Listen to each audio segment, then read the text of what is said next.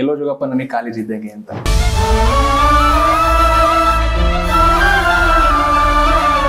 ನೆಲಮಂಗಲದಲ್ಲಿ first shot ಶುರು ಆದ್ರೆ climax ಹಿಮಾಲಯದಲ್ಲಿ ಮುಗಿಯೋದು.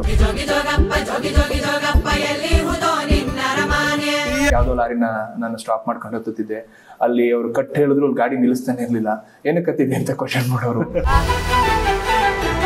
ಬಾಯಿ ಬಂದು ಮುಗಿದ್ರು, ಅದೇ ಕರಡಿ ಬಂದು ಒಬ್ಬನ್ ಇದ್ ಮಾಡಿದ್ವಿ, ಎಲ್ಲೋಗಿದ್ದೀರೋ ಅಂತ.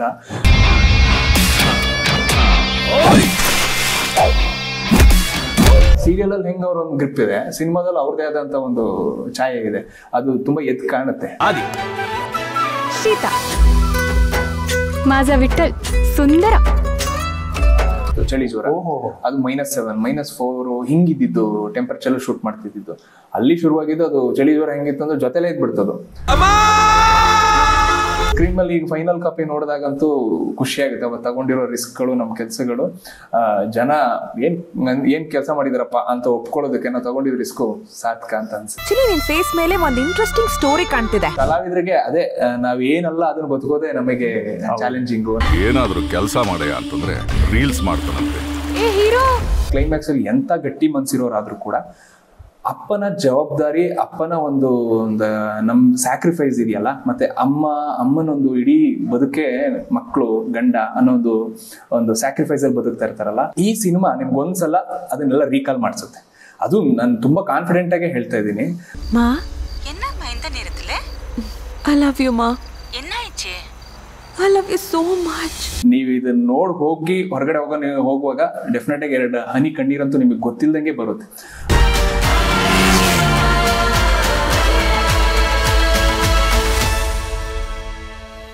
ನೀವು ಪೇರೆಂಟ್ಸ್ ಜೊತೆ ಕರ್ಕೊಬಂದು ಸಿನಿಮಾ ನೋಡ್ತೀರಾ, ಅವ್ರಿಗೂ ಕೂಡ ಅಂದ್ರೆ ಅವ್ರು ಏನೋ ನಿಮ್ಗೆ ಹೇಳ್ಬೇಕಾಗಿರುತ್ತೆ, ಅದನ್ನ ಅವ್ರು ಹೇಳಕ್ ಆಗಿರಲ್ಲ. ಈ ಸಿನಿಮಾ ಮೂಲಕ ಅವ್ರು ನಿಮ್ಗೆ ಹೇಳ್ತಾರೆ.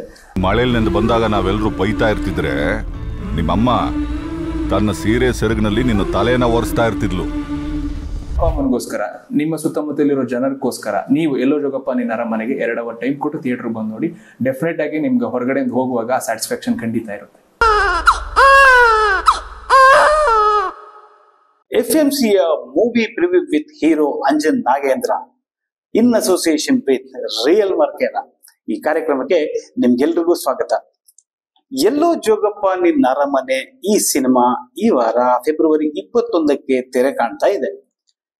ಈ ಸಿನಿಮಾದಲ್ಲಿ ಕಂಬಳಿ ಹುಳ ಸಿನಿಮಾದ ಮೂಲಕ ನಾಯಕನಾಗಿ ಬೆಳ್ಳಿ ತೆರೆಗೆ ಕಾಲಿಟ್ಟಂತ ಅಂಜನ್ ನಾಗೇಂದ್ರ ಮೂಲತಃ ಹಾಸನದವರು. ಇಂಜಿನಿಯರಿಂಗ್ ಪದವೀಧರ ಬೇರೆ. ತಮ್ಮ ಮುದ್ದಾದ ನಟನೆಯಿಂದ ಗಮನ ಸೆಳೀತಾ ಇರತಕ್ಕಂತ ಇವರು ಸ್ಯಾಂಡಲ್ವುಡ್ ಭವಿಷ್ಯದ ಭರವಸೆಯ ಟಾಪ್ 10 ಸ್ಟಾರ್ಸ್ ಅಲ್ಲಿ ಒಬ್ರು. ಪ್ರೇಕ್ಷಕರು ಇವರನ್ನ ಭರವಸೆಯ ನಾಯಕ ಅಂತನೂ, ಸೈಲೆಂಟ್ ಆಗಿ ಬಂದು ಮಿಂಚೋ ನಾಯಕ ಅಂತನೂ ಅನ್ಕೊಂಡಿದ್ದಾರೆ. ಅಂತಹ ಮಿಂಚುಳ್ಳಿ ನಾಯಕ ನಾಗೇಂದ್ರ ಅವರು ಸೈಲೆಂಟ್ ಆಗಿ ಎಲ್ಲೋ ಜೋಗಪ್ಪ ನಿನ್ನ ಅರಮನೆಗೆ ತಮ್ಮ 2ನೇ ಮೆಟ್ಟಲ ಮೂಲಕ ಕಾಲಿಟ್ಟು ನಾಯಕ ನಟನಾಗಿ ಈ ಒಂದು ಸಿನಿಮಾದಲ್ಲಿ ಅಭಿನಯಿಸಿದ್ದಾರೆ. ಬನ್ನಿ, ಅವರು ತಮ್ಮ ಅನುಭವನ ನಮ್ಮ ಜೊತೆ ಹೇಳ್ಕೊಳ್ತಾ ಇದ್ದಾರೆ. ಏನೇನ್ ಮಾಡಿದ್ದಾರೆ, ಏನೇನ್ ಹೇಳ್ತಾರೆ ಕೇಳೋಣ ಅಲ್ವೇ? ನಮಸ್ಕಾರ ಅಂಜನ್ ನಾಗೇಂದ್ರ ಅವರೇ. ಸರ್ ನಮಸ್ತೆ, ಅಭಿನಂದನೆಗಳು. Thank you.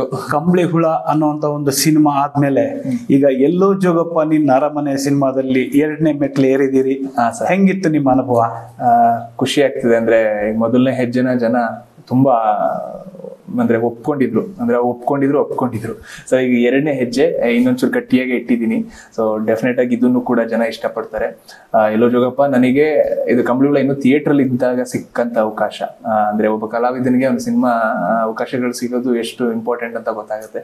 ಇನ್ನು ನನ್ನ ಪ್ರೀಮಿಯರ್ ಅಲ್ಲಿ ನನ್ನ ನಟನೆನ ಒಪ್ಕೊಂಡು, ನನ್ನ ಕೆಲಸನ ಒಪ್ಕೊಂಡು ಹಯವದನ್ ಸರ್ ಅವಕಾಶ ಮಾಡಿಕೊಟ್ಟಿದ್ದಕ್ಕೆ ತುಂಬಾ ಒಳ್ಳೆ ಎಕ್ಸ್ಪೀರಿಯನ್ಸ್. ಅಂದ್ರೆ ನಾನು ಯಾವಾಗ್ಲೂ ಹೇಳ್ತಿರ್ತೀನಿ, ಕಂಬಳಿ ಹುಳ ನನಗೆ ಸ್ಕೂಲ್ ಇದ್ದಂಗೆ, ಎಲ್ಲೋ ಜೋಗಪ್ಪ ನನಗೆ ಕಾಲೇಜ್ ಇದ್ದಂಗೆ ಅಂತ.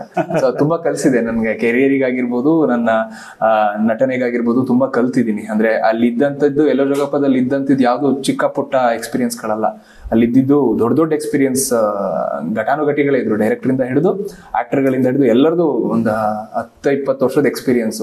ನನಗೆ ಅಲ್ಲಿ ವ್ಯಕ್ತಿಗಳಾಗಿ ನಾನು ಯಾರನ್ನು ತುಂಬಾ ಸೆಲೆಬ್ರೇಟ್ ಮಾಡಲ್ಲ, ಅವ್ರ ಎಕ್ಸ್ಪೀರಿಯನ್ಸ್ ತುಂಬಾ ಸೆಲೆಬ್ರೇಟ್ ಮಾಡ್ತಿರ್ತೀನಿ. ಸೊ ಅದು ನನಗೆ ಎಲ್ಲೋ ಜೋಗಪುರದಲ್ಲಿ ಒಂದು ಬಂಚಾಗಿ ಸಿಕ್ತು. ಸೊ ಇದು ನನಗೆ ಫ್ಯೂಚರ್ಗೆ ಸಿಕ್ಕಾಪಟ್ಟೆ ಹೆಲ್ಪ್ ಆಗುವಂತ ವಿಷಯ. ಸಿನಿಮಾಗೆ ಸಿಕ್ಕಿದ್ದಕ್ಕಿಂತಲೂ ಕಲಿಕೆಯಾಗಿ ಜಾಸ್ತಿ ಸಿಕ್ಕಿದೆ. ನೀವು ಕರಿಯರ್ ಅಂತ ಹೇಳಿದ್ರಿ, ನೀವು ಮೂಲತಃ ಇಂಜಿನಿಯರಿಂಗ್ ಪದವೀಧರರು. ನೀವು ಈ ಅಭಿನಯ ಇದಕ್ಕೆ ಬರೋದಕ್ಕೆ ಏನ್ ಕಾರಣ, ಏನ್ ಸ್ಫೂರ್ತಿ ಇತ್ತು ಅಂತ? ನನ್ಗೆ ನಾನು ಆಕ್ಟಿಂಗ್ ನನಗೆ ಹೊಸ್ತಲ್ಲ. ನಾನೊಂದು ಸೆಕೆಂಡ್ ಸ್ಟ್ಯಾಂಡರ್ಡ್ ಇಂದ ನಾನು ಆಕ್ಟಿಂಗ್ ಕೆರಿಯರ್ನ ಶುರು ಮಾಡಿದ್ದು. ನಮ್ಮ ತಂದೆಯವರು ಒಳ್ಳೆ ನಟರು, ಅವ್ರದ್ದೊಂದು ತಂಡ ಇತ್ತು. ಹಾಸನಲ್ಲಿ, ನಂದು ಮೂಲತಃ ಹಾಸನ್, ನಾರಾಯಣ್ ಅಂತ ಅಪ್ಪ. ಸೊ ಅವರು ಒಳ್ಳೆ ಸಿಂಗರು, ಒಳ್ಳೆ ನಟರು. ಅವರಿಗೆ ರಂಗಭೂಮಿಲಿ ಸಿಕ್ಕಾಪಟ್ಟೆ ಇಂಟ್ರೆಸ್ಟ್. ಅವ್ರದೇ ಆದಂತ ಒಂದು ತಂಡ ಮಾಡ್ಕೊಂಡು ಅವರೇ ಒಂದಷ್ಟು ನಾಟಕಗಳನ್ನ ಪ್ರೊಡಕ್ಷನ್ ಮಾಡ್ತಾ ಹಿಂಗೆಲ್ಲ ಮಾಡ್ತಿದ್ರು. ನಮ್ದು ರಂಗಸಿರಿ ಅಂತ ಒಂದು ತಂಡ ಇದೆ ಹಾಸನಲ್ಲಿ. ನನ್ನ ಅಕ್ಕ ಒಳ್ಳೆ ಸಿಂಗರ್. ನಮ್ಮ ಮನೇಲಿ ಎಲ್ಲರೂ ಆಲ್ಮೋಸ್ಟ್ ಕಲಾವಿದ್ರು. ಹಂಗಾಗಿ ಆ ನಂಟಿತ್ತು. ಬಟ್ ಸಿನಿಮಾ ನಂಟು ನನಗೆ ಇದ್ರ ಬಗ್ಗೆ ಒಲವು ತುಂಬಾ ಇರಲಿಲ್ಲ. ನನಗೆ ನಾಟಕದ ಒಲವು ತುಂಬಾ ಜಾಸ್ತಿ. ನನ್ನ ಅನ್ಕೊಂಡಿದ್ದು ಇಂಜಿನಿಯರಿಂಗ್ ಮುಗಿಸಿ, MTech ಮುಗಿಸಿ, PhD ಮಾಡಿ ನಾನು ಒಂದಷ್ಟು ಈ ನಾಟಕಗಳಲ್ಲಿ, ರಂಗ ಚಟುವಟಿಕೆಗಳಲ್ಲಿ ನಾನು ತೊಡಗಿಸ್ಕೊಬೇಕು, ಒಂದಷ್ಟು ಹುಡುಗರುಗಳಿಗೆ ನಾಟಕಗಳು ಕಲಿಸ್ಬೇಕು, ಈ ತರದ ಆಸಕ್ತಿ ಇತ್ತು. ಸಿನಿಮಾದ ನನಗೆ ತುಂಬಾ ಆಸಕ್ತಿ ಇರಲಿಲ್ಲ. ನಾನು ಚಿಕ್ಕದ್ರಿಂದನೂ ನಾಟಕಗಳು ಮಾಡ್ತಿರುವಾಗ, ಈಗ ರಂಗಶಂಕರ, ಈಗ ರವೀಂದ್ರ ಕಲಾಕ್ಷೇತ್ರದಲ್ಲಿ ಎಲ್ಲ ಬಂದು ಶೋ ಮಾಡುವಾಗ್ಲೂ ಒಂದಷ್ಟು ಸೀರಿಯಲ್ಗಳ ಅವಕಾಶಗಳು ಸಿಕ್ಕಿತ್ತು. ಬಟ್ ಎಜುಕೇಶನ್ ಪರ್ಪಸ್ಗೆ ಮನೆಯಿಂದ ಕಳ್ಸಿರ್ಲಿಲ್ಲ ಅದು. ಹಂಗಾಗಿ ನನಗೆ ಅದ್ರದ್ದು ಅದು ತುಂಬಾ ಇಂಟ್ರೆಸ್ಟ್ ಅಂತ ಅನ್ಸಿರ್ಲಿಲ್ಲ. ನಾನು ಇಂಜಿನಿಯರಿಂಗ್ ಅಲ್ಲಿ ಇದ್ದಾಗ ಕಾಲೇಜಿಗೆ ಒಂದು ಸಿನಿಮಾ ಶೂಟಿಂಗ್ ಬಂದಿದ್ರು. ಅವಾಗ ನಮ್ಮ ಪ್ರಿನ್ಸಿಪಾಲ್, ನಮ್ಮ ಲೆಕ್ಚರರ್ಸ್, ನನ್ನ ಕಲ್ಚರಲ್ ಟೀಮಲ್ಲೆಲ್ಲ ನಾನೇ ಲೀಡ್ ಮಾಡ್ತಿದ್ದು. ಅವರು ಇಷ್ಟು ದಿನ ನಾವು ಇಲ್ಲೇ ನೋಡ್ತಿದ್ವಿ, ಯಾಕೆ ಒಂದು ಟ್ರೈ ಮಾಡಬಾರ್ದು, ಟ್ರೈ ಮಾಡು ಅಂತ ಹೇಳಿದ್ರು. ನಾನು ಲಾಸ್ಟ್ ನನ್ನ CC ಸರ್ಟಿಫಿಕೇಟ್ ತೊಗೊಳಕ್ ಹೋದಾಗ್ಲೂ ನಮ್ಮ ಪ್ರಿನ್ಸಿಪಾಲ್ ಅದನ್ನೇ ಹೇಳಿದ್ರು. ಕರಿಸಿದ್ದಪ್ಪ ಅಂತ ಅವರು VTಗೆ ಚಾನ್ಸಲರ್ ಆಗಿದ್ರು. ಅವರು ನಾನು ಇವ್ರುಗಳಿಗೆ ಇಷ್ಟೊಂದು ನನ್ನ ಮೇಲೆ ಹೋಪ್ ಇದೆಯಲ್ಲ, ನಾನು ಯಾಕೆ ಇದನ್ನ ಇಂಟ್ರೆಸ್ಟ್ ಆಗಿ ನಾನು ಯಾಕೆ ತಗೊಂತ ಇಲ್ಲ, ನಾಟಕಗಳು ಮಾಡ್ತಿದ್ದೀನಿ, ಒಂದ್ಸಲ ನೋಡೋಣ ನಾನು ಅಂದ್ಬಿಟ್ಟು 2 ವರ್ಷ ನೋಡ್ಕೊಂಡ್ ಬರೋಣ ಅಂತ 2016 ಬಂದು ನಾನು ಇಂಡಸ್ಟ್ರಿಗೆ. ಮನೇಲೆಲ್ಲ ಒಂದಷ್ಟು ಅಪೋಸ್ ಮಾಡ್ಕೊಂಡು, ಅದು ಯಾರು ಅಷ್ಟು ಈಸಿಯಾಗಿ ಇಂಡಸ್ಟ್ರಿಗೆ ಕಳ್ಸಲ್ಲ. ಇಷ್ಟು ಎಜುಕೇಶನ್ ಮಾಡ್ಕೊಂಡು ಅಲ್ಲಿ ಹೋಗಿ ಏನ್ ಮಾಡ್ತೀರೋ ಅನ್ನೋ ಕ್ವಶನ್ಸ್ ಇರುತ್ತೆ. ಬಟ್ ಅವ್ರಿಗೆ ಎಷ್ಟೇ ಒಲ್ವಿದ್ರು ಮನೇಲಿ ರಂಗ ಚಟುವಟಿಕೆ ಮೇಲೆ, ಸಿನಿಮಾದ ಮೇಲೆ ಅಷ್ಟು ಇದಿರ್ಲಿಲ್ಲ. 2 ವರ್ಷಕ್ಕೆ ಅಂತ ಬಂದವನು. ಅದು 2 ವರ್ಷದಲ್ಲಿ ಏನೂ ಆಗಲಿಲ್ಲ, ನನಗೆ ಇಂಡಸ್ಟ್ರಿ ಪರಿಚಯನೂ ಆಗ್ಲಿಲ್ಲ 2 ವರ್ಷದಲ್ಲಿ. ನಂದು ಸಿನಿಮಾ ಶುರುವಾಗಿದ್ದು 2020 ಕಂಪ್ಲೀಟ್ ಶುರುವಾಗಿದ್ದು. ಇಲ್ಲಿ ತನಕ ಜರ್ನಿ ಆಯ್ತು. ಹೆಚ್ಚು ಕಮ್ಮಿ ಇನ್ನೇನೊಂದು 9 ವರ್ಷ ಆಗಕ್ ಬಂತು ಜರ್ನಿ. ಇವಾಗ ಎಲ್ಲೋ ಜೋಗಪ್ಪ ನಿನ್ನ ಅರಮನೆ, ನಮ್ಮ ಕಡೆ ಎಲ್ಲ ಜೋಗಪ್ಪ ಅಂದ್ರೆ ಅಲೆಮಾರಿ ಅಂತಾನೆ ಅರ್ಥ. ಅದು ಈ ಸಿನಿಮಾದಲ್ಲೂ ಹಾಗೆ ಈ ಟ್ರಾವೆಲ್ ಪ್ಲಾನ್ ತರ ಈ ಬೆಂಗಳೂರಿಂದ ತಮಿಳ್ನಾಡು, ಮಹಾರಾಷ್ಟ್ರ, ಹಾಗೆ ಹಿಮಾಲಯದವರೆಗೂ ನೀವು ಹೋಗಿದ್ರಿ. ಅಲ್ಲಿ ಏನಾಗಿದೆ ಅಂದ್ರೆ ಎಕ್ಸ್ಟ್ರೀಮ್ ಹೀಟು, ಎಕ್ಸ್ಟ್ರೀಮ್ ಕೋಲ್ಡ್, ಈ ತರ ಚಳಿ, ಬಿಸಿಲು, ಎಲ್ಲ ವಾತಾವರಣದ ನಡುವೆ ಈ ಒಂದು ಚಾಲೆಂಜ್ಗಳನ್ನ ಹೆಂಗೆ ನೀವು ಎದುರಿಸಿದ್ರಿ ಈ ಸಿನಿಮಾ ಮಾಡ್ಬೇಕಾದ್ರೆ, ಅದ್ರ ಬಗ್ಗೆ ಹೇಳಿ. ನನಗೆ ಫಸ್ಟ್ ಸ್ಕ್ರಿಪ್ಟ್ ಕೇಳಿದಾಗ ನಂಗೆ ಟ್ರಾವೆಲ್ ಅಂದ್ರೆ ಇಷ್ಟ, ಬಟ್ ಅವಕಾಶ ಸಿಕ್ಕಿರ್ಲಿಲ್ಲ. ಅಷ್ಟು ಜರ್ನಿ ಮಾಡೋದಕ್ಕೆಲ್ಲ ಅವಕಾಶ ಸಿಕ್ಕಿರ್ಲಿಲ್ಲ. ಯಾಕೆಂತಂದ್ರೆ ಕಾಲೇಜ್ ಓದುವಾಗ ಮಾಮೂಲಿ ಓಡಾಡ್ತಿದ್ವಿ ಆ ಫ್ರೆಂಡ್ಸ್ಗಳ ಜೊತೆ. ಅದಾದ್ಮೇಲೆ ಇಂಡಸ್ಟ್ರಿಗೆ ಬಂದ್ಮೇಲೆ ಇಲ್ಲಿನೇ ಬಿಸಿ ಆಗ್ಬಿಟ್ಟು, ಮನೆ ಕಡೆ ವಾಪಸ್ ಹೋಗಕ್ ಆಗ್ತಿರ್ಲಿಲ್ಲ ನಮ್ಗೆ. ಇಲ್ಲಿ ಬಂದ್ಮೇಲೆ ಏನಾದ್ರು ಮಾಡೇ ವಾಪಸ್ ಹೋಗ್ಬೇಕು ಅಂತ ಒಂದು ಫಂಕ್ಷನ್ಸ್ ಗಳಿಗೂ ಹೋಗಕ್ ನಮ್ಗೆ ಹಿಂದೆ ಮುಂದೆ ನೋಡ್ತಿದ್ವಿ. ಸೊ ಆ ತರದಿದ್ದಾಗ ನಂಗೆ ಬಟ್ ಒಳಗಡೆ ಒಂದು ಆಗ್ತಿತ್ತು, ಏನು ಹೊರಗಡೆ ನಾನು ಹೋಗ್ತಾನೆ ಇಲ್ವಲ್ಲ, ಬರೀ ಇಲ್ಲೇ ಲಾಕಾಗ್ಬಿಟ್ಟಿದ್ದೀನಲ್ಲ ಅನ್ನೋ ತರದ್ದು. ಬಟ್ ಈ ಸ್ಕ್ರಿಪ್ಟ್ ನನಗದು ಬಂದ ತಕ್ಷಣ ಒಂದು ಫಸ್ಟ್ ಖುಷಿ ಆಯ್ತು. ಸ್ವಲ್ಪ ದಿನ ಹೊರಗಡೆ ಹೋಗಿ ಬರ್ತೀನಿ, ಒಂದಷ್ಟು ಬೇರೆ ಬೇರೆ ಜನನ ಪರಿಚಯ ಆಗುತ್ತೆ ಅಂತ. ಆಮೇಲೆ ಸಿಕ್ಕಾಪಟ್ಟೆ ಚಾಲೆಂಜಿಂಗ್ ಆಗೇ ಇತ್ತು. Nelamangala to Himalaya travel. ನೆಲಮಂಗ್ಲದಲ್ಲಿ ಫಸ್ಟ್ ಶಾರ್ಟ್ ಶುರು ಆದ್ರೆ ಕ್ಲೈಮ್ಯಾಕ್ಸ್ ಹಿಮಾಲಯದಲ್ಲಿ ಮುಗಿಯೋದು. ಅಲ್ಲಿಂದ ಟ್ರಾವೆಲ್ ನಮ್ದು ಹೆಂಗಾಗುತ್ತೆ ಅಂದ್ರೆ, ನಾನು ಕಾಲ್ನಡಿಗೆಯಿಂದ ಹಿಡಿದು ಶೂಟ್ ಎಲ್ಲ ಮುಗಿಸ್ಕೊಂಡು ನಾನು ಒಂದು ವಿಮಾನದಲ್ಲೂ ಪ್ರಯಾಣ ಆಗಿದೆ ಇದರಲ್ಲಿ. ವ್ಯಕ್ತಿಗಳಿಂದ ಹಿಡಿದು, ಸಿನಿಮಾದಲ್ಲಿಲ್ಲ ಫ್ಲೈಟ್, ಬಟ್ ನಾವು ಬರುವಾಗ ಇದು ಸಿನಿಮಾ ಆಗೋದ್ಕಿಂತನೂ ನಾವೊಂದು ಪರ್ಸನಲ್ ಆಗು ಇದು ದೊಡ್ಡ ಜರ್ನಿ ನನಗೆ. ಮಹಾರಾಷ್ಟ್ರ ಫಸ್ಟು, ಉತ್ತರ ಕರ್ನಾಟಕ, ನಮ್ಮ ಭಾಗದಲ್ಲಿ ನಾವು ಕರ್ನಾಟಕ ತಗೊಳ್ಳೋದಾದ್ರೆ ನಮ್ಮ ಭಾಗದಲ್ಲಿ ಉತ್ತರ ಕರ್ನಾಟಕನ ತುಂಬಾ ನೀಟಾಗಿ ಎಕ್ಸ್ಪ್ಲೋರ್ ಮಾಡಿದ್ದಾಯ್ತು. ಅಲ್ಲಿಂದ ದಾಟಿ ಮಹಾರಾಷ್ಟ್ರಕ್ಕೆ ಹೋದ್ವಿ. ಪಂಡ್ರಾಪುರ ವಿಠ್ಠಲನ ದೇವಸ್ಥಾನ, ಅಲ್ಲಿ ದರ್ಶನ ಆಯ್ತು. ಅಲ್ಲಿ ಜನಗಳು ಎಷ್ಟು ವೈಬ್ರೆಂಟ್ ಆಗಿದ್ದಾರೆ, ಅಲ್ಲಿ ಕಲ್ಚರ್ ಹೆಂಗಿದೆ, ಆ ಕಲ್ಚರ್ನ ತಿಳ್ಕೊಳ್ಳೋ ಒಂದು ಅವಕಾಶ ಸಿಕ್ತು. ಮತ್ತೆ ಅಲ್ಲಿ ಜನಗಳ ಜೊತೆ ನಾವು ಬೆರೆತು ಅಲ್ಲಿ ಶೂಟ್ ಮಾಡೋದಿದೆಯಲ್ಲ, ಅದು ಸಿಕ್ಕಾಪಟ್ಟೆ ದೊಡ್ಡ ಚಾಲೆಂಜ್. ಈವನ್ ಬಿಫೋರ್ ನಾವು ಅಲ್ಲಿ ಮಹಾರಾಷ್ಟ್ರಕ್ಕೆ ಹೋಗಕ್ ಮುಂಚೆನೂ ನಮ್ಗೆ ಇದು ನಾನು ಒಬ್ಬನೇ ಹೋಗೋ ಜರ್ನಿ ಇರೋದ್ರಿಂದ ಮಧ್ಯದಲ್ಲಿ ಆಗ್ತಿದ್ದ ಒಂದಷ್ಟು ರೋಡ್ಗಳಲ್ಲಿ ಆಗ್ತಿದ್ದ ಪ್ರಾಬ್ಲಮ್. ನಾನು ಯಾವುದೋ ಒಂದು ವೆಹಿಕಲ್ನ ಒಂದಷ್ಟು ಅಂದ್ರೆ ಇವನು ಪಬ್ಲಿಕ್ ಟ್ರಾನ್ಸ್ಪೋರ್ಟ್ನ ಬಳಸ್ಕೊಂಡು ಹೋಗೋ ಕ್ಯಾರೆಕ್ಟರ್ ಆಗಿದ್ರಿಂದ ಯಾವುದೋ ಲಾರಿನ ನಾನು ಸ್ಟಾಪ್ ಮಾಡ್ಕೊಂಡು ಹತ್ತುತ್ತಿದ್ದೆ. ಅಲ್ಲಿ ಅವ್ರು ಕಟ್ ಹೇಳಿದ್ರು ಗಾಡಿ ನಿಲ್ಲಿಸ್ತಾನೆ ಇರ್ಲಿಲ್ಲ. ಏನಕ್ಕೆ ಕತ್ತಿದೆ ಅಂತ ಕ್ವಶನ್ ಮಾಡೋರು. ಸುಮಾರು ಗಲಾಟೆಗಳಾಗ್ತಿತ್ತು. ಅದರಿಂದ ಹೆಂಗ ತಪ್ಪಿಸ್ಕೊಂಡು ನಾನು ಶೂಟ್ ಅಂತಾನು ಹೇಳಿದೆ ಹೆಂಗ ತಪ್ಪಿಸ್ಕೊಂಡು ಬಂದಿದ್ದುಂಟು. ಕೆಲವರು ದುಡ್ಡು ಕೊಡೋದಕ್ಕೆ ಇದ್ ಮಾಡೋರು. ನನ್ನ ಜೇಬಲ್ಲಿ ದುಡ್ಡೇ ಇರ್ತಿರ್ಲಿಲ್ಲ. ಅದೇನಕ್ಕೆ ಅಂದ್ರೆ ಕೆಲವು ವಿಷಯಗಳು ತುಂಬಾ ನ್ಯಾಚುರಲ್ ಆಗಿ ಬರ್ಬೇಕು ಅಂತಾನೆ ಆ ತರದ್ ನಾನು ಎಕ್ಸ್ಪ್ಲೋರ್ ಮಾಡಿದ್ದು. ಆಮೇಲೆ ಯಾವ್ದೋ ಒಂದು ತುಮಕೂರು ಹತ್ರ, ಚಿತ್ರದುರ್ಗದ ಹತ್ರ ಒಂದು ಬೆಟ್ಟ ಹತ್ತಿದ್ದೆ. ಅದು ಫ್ರೇಮಿಗೆ ತುಂಬಾ ಚೆನ್ನಾಗಿ ಕಾಣಿಸುತ್ತೆ ಅಂತ. ಅಲ್ಲಿ ನೋಡಿದ್ರೆ ಕರಡಿ ಇತ್ತಂತೆ. ನನಗೆ ಗೊತ್ತಿಲ್ಲ, ಅಲ್ಲಿ ಯಾರೋ ಕುರಿಕಾಯವ್ರು ಬಂದ್ಬಿಟ್ಟು ಕೂಗ್ತಾ ಇದಾರೆ ಬನ್ನಿ ಬನ್ನಿ ಅಂತ. ನಾನು ಏನು ಕೂಗ್ತಿದ್ರೆಲ್ಲೋ ಅವ್ರದ್ದೇನಾದ್ರು ಜಾಗ ಅನ್ಕೊಂಡೆ. ಆಮೇಲೆ ಬಾಯಿ ಬಂದು ಹೋಗಿದ್ರು. ಅದೇ ಕರಡಿ ಬಂದು ಒಬ್ಬನ್ ಇದ್ ಮಾಡಿದ್ವಿ, ಎಲ್ಲೋಗಿದ್ದೀರೋ ಅಂತ. ಆಮೇಲೆ ಇನ್ನ ಕೃಷ್ಣಾ ನದಿದೊಂದು ಸ್ಟ್ರೆಚ್ಚು, ಅಲ್ಲಿ ಮೊಸಳೆ ಹೊಂಡ, ನಮ್ಗೆ ಗೊತ್ತೇ ಇಲ್ಲ. ಅವ್ರು ನೋಡಿದ್ರು ಬ್ಯಾಕ್ ಸೈಡ್ ಪಿಲ್ಲರ್ ಸಖತ್ತಾಗಿ ಕಾಣಿಸ್ತಿದೆ ಅಂತ ಕ್ಯಾಮ್ರಾಮನ್ ಹೇಳಿದ್ರು. ನನ್ನ ಅಸೋಸಿಯೇಟ್ ಡೈರೆಕ್ಟರ್ ಭರತ್ ಅಂತಿದ್ರು. ಅವ್ರು ಕೇಳಿದೆ, ಮಗ ಹೆಂಗ್ ಕಾಣಿಸ್ತಿದೆ ಫ್ರೇಮ್ ಅಂತ. ಅಣ್ಣ ಸಖತ್ತಾಗಿ ಕಾಣಿಸ್ತಿದೆ, ಸ್ಕ್ರೀನ್ ಮೇಲಂತೂ ಸೂಪರ್ ಆಗಿ ಕಾಣಿಸುತ್ತೆ ಸಿನಿಮಾ ಬಂದಾಗ. ನಂಗೆ ಏನಂದ್ರೆ ನಾನು ಮಾಡೋ ಕೆಲಸಗಳು ಡಾಕ್ಯುಮೆಂಟೇಶನ್ ಆಗಿ ಉಳಿಯುತ್ತಲ್ಲ, ಸೊ ಮಾಡುವಾಗ 100% ಮಾಡ್ಬಿಡ್ಬೇಕು. ನಮ್ ಕೆಲ್ಸಗಳು ಜನಕ್ಕೆ ರೀಚ್ ಆಗುತ್ತಲ್ಲ, ಅದು ನಾನು ಇಲ್ಲೇನು ಯೋಚನೆ ಮಾಡಿದ್ರೆ ಅದು ದೊಡ್ಡ ಸ್ಕ್ರೀನ್ ಮೇಲೆ ಅದು ನಾನು ಅದನ್ನ ಸೆಲೆಬ್ರೇಟ್ ಮಾಡಕ್ ಆಗಲ್ಲ. ಅದಕ್ಕೆ ಒಂದಷ್ಟು ರಿಸ್ಕ್ ತಗೊಂಡ್ಬಿಡ್ತೀವಿ ಕಲಾವಿದರಾಗಿ. ನನಗೆ ಎಲ್ಲಿ ಬ್ಯೂಟಿಫುಲ್ ಫ್ರೇಮ್ ಅಂತ ಅನಿಸ್ತಿದೆ, ಆಯ್ತು ಮಾಡ್ಬಿಡೋಣ, ನೋಡೋಣ, ಆಮೇಲೆ ದೇವರಿಂದ ಜೈ ಜೈ ಅಂತ ಹಂಗ್ ಸುಮಾರು ಮಾಡಿದ್ವಿ. ಹಂಗೆ ಅಂದ್ರೆ ಫೈನಲಿ ಪ್ರಾಜೆಕ್ಟ್ಗೋಸ್ಕರ ಅದನ್ನೆಲ್ಲ ಮಾಡ್ತಿದ್ದು. ಮಹಾರಾಷ್ಟ್ರದಲ್ಲಿ ಒಂದ್ ಸ್ವಲ್ಪ ಆರಾಮಾಗಿ ಶೂಟ್ ಮಾಡಿದ್ವಿ. ಮಹಾರಾಷ್ಟ್ರ ಅಂದ್ರೆ ಅಲ್ಲಿ ಸೆಟಪ್ ನೀಟು ಎಲ್ಲ ಮಾಡ್ಕೊಂಡ್ವಿ. ಅದಾದ್ಮೇಲೆ ನೆಕ್ಸ್ಟ್ ಡೆಲ್ಲಿಗೆ ಹೋದ್ವಿ. ಡೆಲ್ಲಿಯಿಂದ ಮತ್ತೆ ಹರಿದ್ವಾರ್ ಇಂದ ಹಿಡಿದು ಮಥುರೈ, ಆಗ್ರಾ, ದೇವಪ್ರಯಾಗ್, ಮತ್ತೆ ಲಡಾಖ್, ಆಮೇಲೆ ಹರಿದ್ವಾರದಲ್ಲಿ ನನ್ಗೆ ನೋಡಿರ್ಲಿಲ್ಲ ಅಲ್ಲಿ ಕಲ್ಚರ್, ಅಲ್ಲಿಯ ಜನಗಳು. ಇದನ್ನ ನನಗೆ ನಮ್ಮ ಭಾರತ ಅಂದ್ರೆ ಎಷ್ಟು ಅಂದ್ರೆ ವಿಶಿಷ್ಟತೆಗಳನ್ನ ತುಂಬಿದೆ ಅಂತ ಅಂದ್ರೆ ಶೂಟ್ ಮಾಡುವಾಗಲೇ ನನಗೆ ಅನಿಸ್ತಿದೆ. ಎಷ್ಟು ಕಲ್ಚರ್ ಇದೆ, ಯಾವ ತರದ್ದು ಅಂದ್ರೆ ನಮ್ದು ಪ್ಯಾಟರ್ನ್ ಆಫ್ ಲೈಫ್ ಇದೆ ಅಂತ. ಆಮೇಲೆ ಹಿಮಾಚಲಿಗೆ ಬಂದ್ವಿ. ಮಧ್ಯಪ್ರದೇಶ, ಉತ್ತರಾಖಂಡ್ ಇದೆಲ್ಲ ಮುಗಿಸ್ಕೊಂಡು ಹಿಮಾಚಲಿಗೆ ಬಂದ್ವಿ.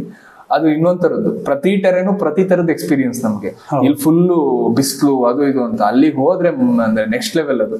ಫಸ್ಟ್ 2ನೇ ದಿನನೇ ನನಗೆ ಅಂದ್ರೆ ಒಂದು ನದಿ ಒಳಗಡೆ ಒಂದು ಶಾರ್ಟ್ ಇತ್ತು. ಅದು ನಮ್ಗೆ ಹೆಂಗಂದ್ರೆ ಕಂಟಿನ್ಯೂಟಿ ಬೇರೆ ಇದ್ದಿದ್ರಿಂದ ಅದೇ ಡ್ರೆಸ್ಗಳನ್ನ ಕ್ಯಾರಿ ಮಾಡ್ಬೇಕಿತ್ತು. ಅಲ್ಲಿ ಯಾವ್ದು ಶೂಟ್ ಥರ್ಮಲ್ ವೇರ್ ಗಿರ್ಮಲ್ ವೇರ್ ಹಾಕಂಗೆ ಇರ್ಲಿಲ್ಲ. ನೀರಲ್ಲಿ ನಿಂತಿದ್ದಕ್ಕೆ ಅವತ್ ನೈಟ್ ಇಂದನೇ ಜ್ವರ ಶುರುವಾಯ್ತು, ಚಳಿ ಜ್ವರ.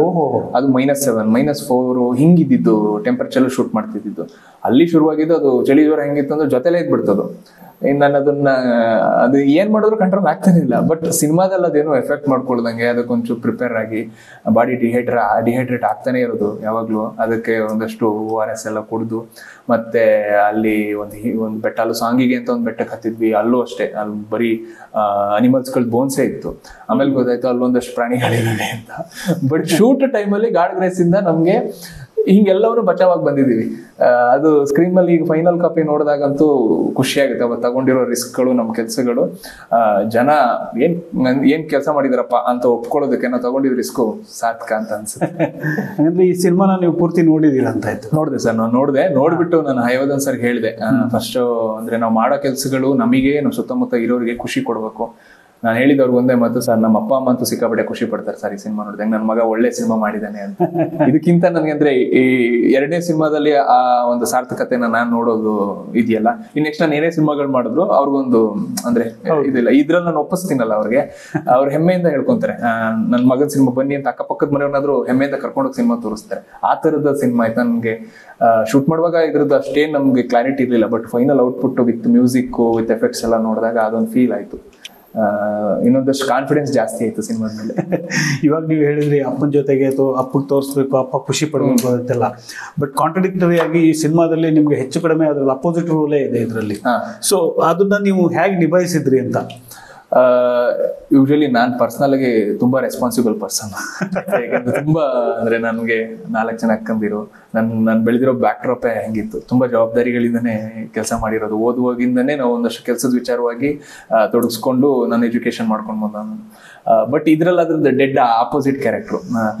ಅದ್ ಮಾಡೋ ನಾವು ಕಲಾವಿದರಿಗೆ ಅದೇ ನಾವ್ ಏನಲ್ಲ ಅದನ್ನ ಬದುಕೋದೇ ನಮಗೆ ಚಾಲೆಂಜಿಂಗು, ನಾವು ಅದನ್ನೇ ಬಯಸ್ತಾ ಇರ್ತೀವಿ. ಸೊ ನಾವು ಬದುಕಿರೋದನ್ನೇ ಮತ್ತೆ ಬದುಕೋದಕ್ಕೆ ಯಾರು ಇಷ್ಟಪಡಲ್ಲ.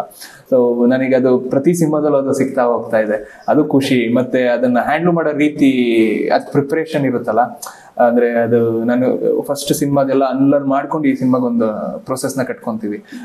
ಕಟ್ಕೊಂಡಾಗ ನನಗೂ ಒಂದಷ್ಟು ಹೊಸ ಲೈಫ್ ಸ್ಟೈಲ್ಗಳು ಎಕ್ಸ್ಪ್ಲೋರ್ ಆಗ್ತಿರುವಾಗ ನಮಗೆ ಮಜಾ ಅನಿಸ್ತಾ ಇರುತ್ತೆ ಪ್ಲೇ ಮಾಡೋದಕ್ಕೆ. ಅದು ನಾನು ಅಲ್ಲದೆ ಇರೋದನ್ನ ನಾನು ಪ್ಲೇ ಮಾಡೋದಕ್ಕೆ ಮಜಾ ಅನಿಸ್ತಾ ಇರುತ್ತೆ. ಅದನ್ನ ಆಡಿಯನ್ಸಿಗೆ ರೀಚ್ ಮಾಡೋ ಅಷ್ಟು ನಾವು ಅದಕ್ಕೆ ಪ್ರಿಪೇರ್ ಆಗಬೇಕು. ಅದಕ್ಕೆ ಸಿಕ್ಕಾಪಟ್ಟೆ ಪ್ರಿಪ್ರೇಷನ್ ಮಾಡಿಕೊಂಡು ಈ ರೀಲ್ಸ್ ಮಾಡೋ ಹುಡುಗರು ಹೆಂಗಿರ್ತಾರೆ, ಅಪ್ಪ ಅಮ್ಮನ ದುಡ್ಡಲ್ಲಿ ಆರಾಮಾಗಿ ಇರೋ ಹುಡುಗರುಗಳು ಹೆಂಗಿರುತ್ತೆ, ನನ್ನ ಫ್ರೆಂಡ್ ಸರ್ಕಲ್ ಅಲ್ಲಿ ಒಂದಷ್ಟು ಸುಮ್ಮನೆ ಅಂತ ಹುಡುಗರ ಜೊತೆ ಹೋಗಿ ಸುಮ್ಮನೆ ಟೈಮ್ ಸ್ಪೆಂಡ್ ಮಾಡ್ತಿದ್ದೆ. ಅವ್ರದ್ದು ಆಟಿಟ್ಯೂಡ್ಗಳು, ಇಲ್ಲ ಅವ್ರು ಹೆಂಗ್ ಬಿಹೇವ್ ಮಾಡ್ತಾರೆ, ಸುಮ್ಮನೆ ಚರ್ಚೆ ಮಾಡ್ತಿದ್ದೆ ಅವ್ರ ಪೇರೆಂಟ್ಸ್ ಬಗ್ಗೆ. ಅವ್ರ ಲೈಫಲ್ಲಿ ಅವ್ರು ಎಷ್ಟು ಇಂಪಾರ್ಟೆಂಟ್ ಇದ್ದಾರೆ, ಅವ್ರು ಎಷ್ಟು ಇನ್ವಾಲ್ವ್ ಆಗ್ತಿದ್ದಾರೆ ಪ್ರತಿ ಡೈಲಿ ಲೈಫಲ್ಲಿ ಅನ್ನೋ ಸುಮ್ಮನೆ ಡಿಸ್ಕಷನ್ಗಳು ಮಾಡ್ತಿದ್ದೆ. ಅದೆಲ್ಲ ನನಗೆ ಕ್ಯಾರೆಕ್ಟರ್ಗೆ ಸಿಕ್ಕಾಪಟ್ಟೆ ಹೆಲ್ಪ್ ಆಗ್ತದೆ. ಅದಕ್ಕಂತಾನೆ ನಿಮಗೆ ಸ್ಯಾಂಡಲ್ವುಡ್ ಭವಿಷ್ಯದ ಭರವಸೆಯ ಟಾಪ್ 10 ಸ್ಟಾರ್ಸ್ ಅನ್ನೋ ಪಟ್ಟದಲ್ಲಿ ಒಂದು ಜಾಗದಲ್ಲಿ ನೀವು ಇದ್ದೀರಾ ಅಂತ ಅನ್ನಿಸ್ತಾ ಇದೆ. ಯಾಕೆಂದರೆ ಒಂದು ನಟನಿಗೆ ಬೇಕಾದಂತಹ ಈ ಒಂದು ಇನ್ವಾಲ್ವ್ಮೆಂಟ್ ಎಲ್ರಿಗೂ ಇರಲೇಬೇಕು.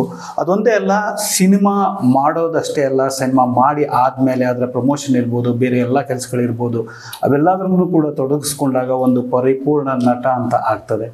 ಈಗ ನೀವು ಹೇಳಿದ್ರಿ ಈ ಒಂದು ಸಿನಿಮಾನ ನೀವು ನೋಡಿದ್ರಿ ಅಂತ. ಈ ಸಿನಿಮಾ ನೀವು ಪೂರ್ತಿಯಾಗಿ ನೋಡಿದಾಗ ನಿಮ್ಗೇನಾದ್ರೂ ಅದರಲ್ಲಿ ಸರ್ಪ್ರೈಸ್ ಅಂತ ಕಾಣಿಸ್ತಾ, ಅಥವಾ ಅದರಲ್ಲಿ ನಿಮ್ಗೇನಾದ್ರೂ ಇಷ್ಟವಾದಂತಹ ಒಂದು ಸನ್ನಿವೇಶ ಯಾವ್ದಾದ್ರು ಹೇಳ್ಬೋದಾ? ಇದರಲ್ಲಿ ಸುಮಾರು ವಿಷಯಗಳಿದೆ ಸರ್. ಅಂದ್ರೆ ನಿಮ್ಗೆ ನಾನು ಅನ್ಕೊಂಡಿದ್ದು ಯಾವುದೋ ಒಂದು ಎಮೋಷನ್ ಏನೋ ಟ್ರಿಗರ್ ಮಾಡ್ಬೋದೇನೋ ಅಂತ.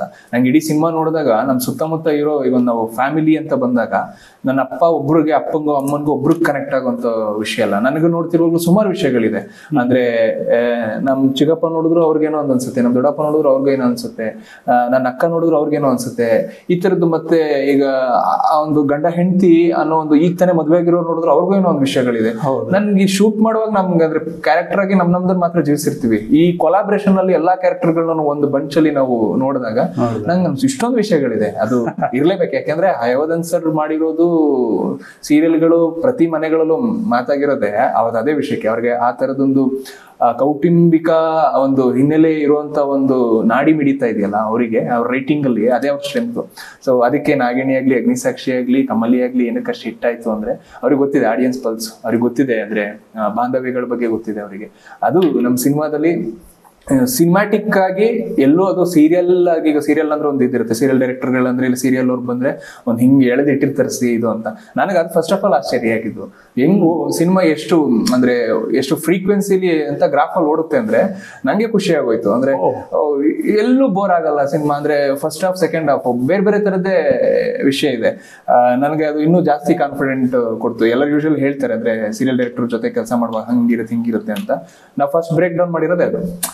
ಎಲ್ಲೋ ಅನ್ನಿಸ್ಬಾರ್ದು. ಅದು ಅವರು ಸೀರಿಯಲ್ ಅಲ್ಲಿ ಹೆಂಗ್ ಅವ್ರ ಒಂದು ಗ್ರಿಪ್ ಇದೆ, ಸಿನಿಮಾದಲ್ಲಿ ಅವ್ರದೇ ಆದಂತ ಒಂದು ಛಾಯೆ ಇದೆ. ಅದು ತುಂಬಾ ಎದ್ದು ಕಾಣುತ್ತೆ. ಹಂಗಾಗಿ ಆ ಎಮೋಷನ್ಸ್ಗಳನ್ನ ಅವರು ತುಂಬಾ ಗಟ್ಟಿಯಾಗಿ ಸಿನಿಮ್ಯಾಟಿಕ್ ಆಗಿ ಹೇಳಿದ್ದಾರೆ. ತುಂಬಾ ಖುಷಿ ಆಯ್ತು. ಯಾಕೆಂದ್ರೆ ನಿಮ್ದು ಇಷ್ಟು ಇನ್ವಾಲ್ವ್ಮೆಂಟ್ ಅದನ್ನೆಲ್ಲ ನಾನು ನೋಡಿದಾಗ ನಿಮ್ಗೆ ಇನ್ನೊಂದು ಪ್ರಶ್ನೆ ಕೇಳಬೇಕು ಅಂತ ಅನಿಸ್ತಾ ಇದೆ. ಇವಾಗ ಏನಾಗಿದೆ, ಅಪ್ಕಮಿಂಗ್ ಅಭಿನಯವನ್ನ ಮಾಡತಕ್ಕಂಥ ನಟರುಗಳು ಎಲ್ಲ ಅಭಿನಯ ಮಾಡಿ ಆದ್ಮೇಲೆ ನಮ್ಮ ಕೆಲಸ ಮುಗೀತು ಅಂತ ಅಂದ್ಕೊಂಡಿರೋರು ತುಂಬಾ ಜನ ಇದ್ದಾರೆ. ಬಟ್ ಇವತ್ತಿನ ಕಾಲದಲ್ಲಿ ಪ್ರಚಾರ ಅನ್ನೋದು ಬಹಳ ಮುಖ್ಯ. ಯಾಕಂದ್ರೆ ಜನಕ್ಕೆ ಅದನ್ನ ನಾವು ತಲುಪಿಸ್ಬೇಕು.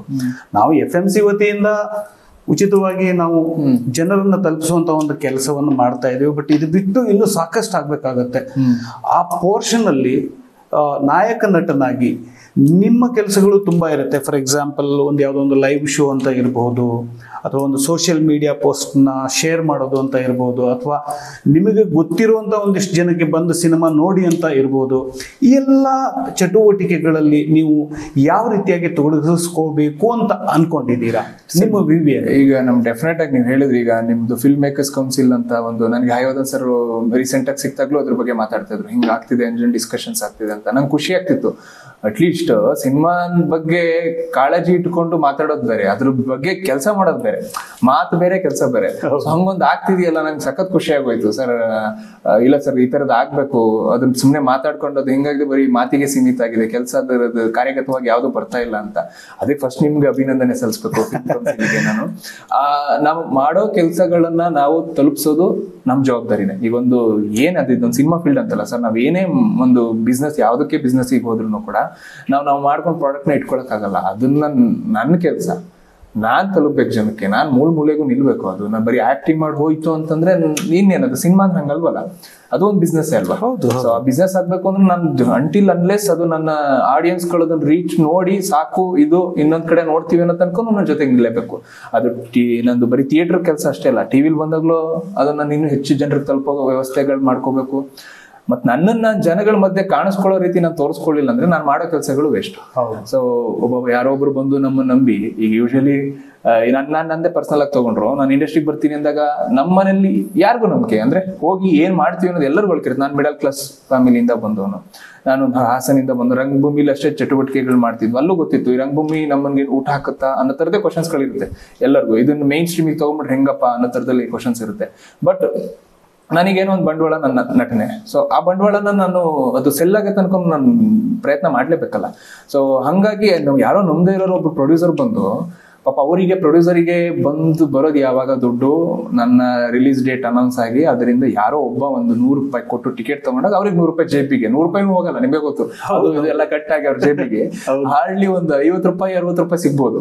ಅಲ್ಲಿ ತನಕ ಅವ್ರ ಜೇಬಿಂದ ನಾವೆಲ್ಲರೂ ಇಸ್ಕೊಂತಿರ್ತೀವಿ, ಬಿಟ್ರೆ ಅವ್ರ ಜೇಬಿಗೆ ₹1 ಹೋಗಿರಲ್ಲ.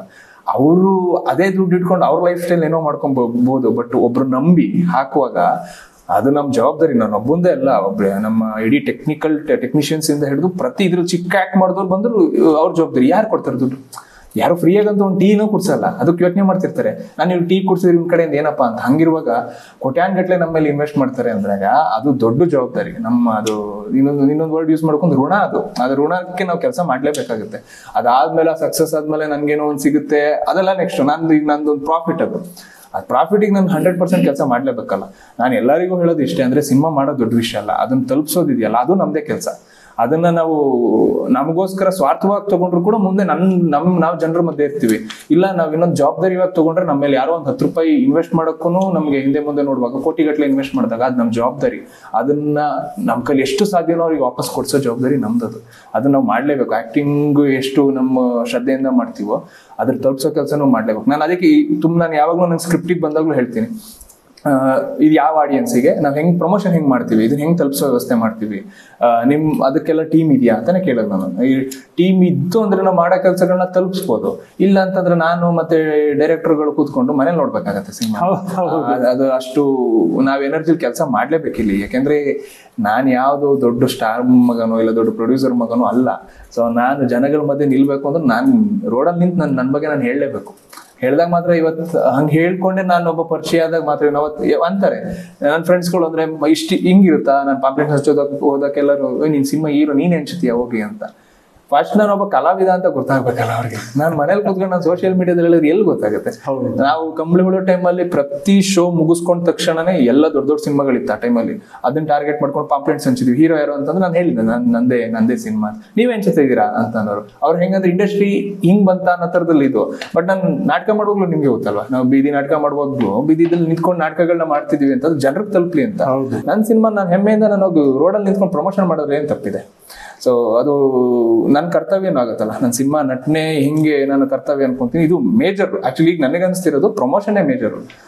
ಪ್ರಾಡಕ್ಟ್ ರೆಡಿ ಮಾಡ್ಕೊಂಡು ಕೂತ್ಕೊಂಡೋದ್ಕಿಂತ ಅದ್ರದ್ದು ತಲುಪಿಸೋ ವ್ಯವಸ್ಥೆ ಇದೆಯಲ್ಲ ಅದೇ ಮೇಜರ್. ಆ ಸ್ಟೇಜಿಗೆ ನಾವು ಇಳಿಲೇಬೇಕು. ಅದು ನಾನು ಯಾವ ಪ್ರೊಡಕ್ಷನ್ ಜೊತೆ ಕೆಲಸ ಮಾಡುವಾಗಲೂ ಅದು ಮೇಜರ್ ಆಗಿ ಇಟ್ಕೊಂಡು ಕೆಲಸ. ಅದು ಡೇ 1 ಇಂದಾನೇ ಶುರು ಮಾಡಿರ್ತೀನಿ. ಅವ್ರಿಗೆ ಹೇಳ್ತೀನಿ ಈಗಲಿಂದಾನೇ ಶುರು ಮಾಡ್ಕೊಂಡ್ಬಿಡೋಣ ಕೆಲಸಗಳನ್ನ, ಅದು ತಲುಪಿ. ಅಂದ್ರೆ ನಾನು ಇನ್ನೂ ಹೊಸಪ, ಅಂದ್ರೆ ಈ ಕೆಲ್ಸಗಳು ಅವ್ರಿಗೆ ಸ್ಪ್ರೆಡ್ ಆಗಕ್ಕೆ 1 ವರ್ಷ ತಗೊಳುತ್ತೆ. ಅಷ್ಟೊತ್ತಿಗೆ ಒಂಚೂರು ಪರಿಚಯ ಆಗಿರುತ್ತೆ, ಆಮೇಲೆ ಬೇರೆ ತರದ ಪ್ರಮೋಷನ್ ಮಾಡೋಣ ಅಂತ.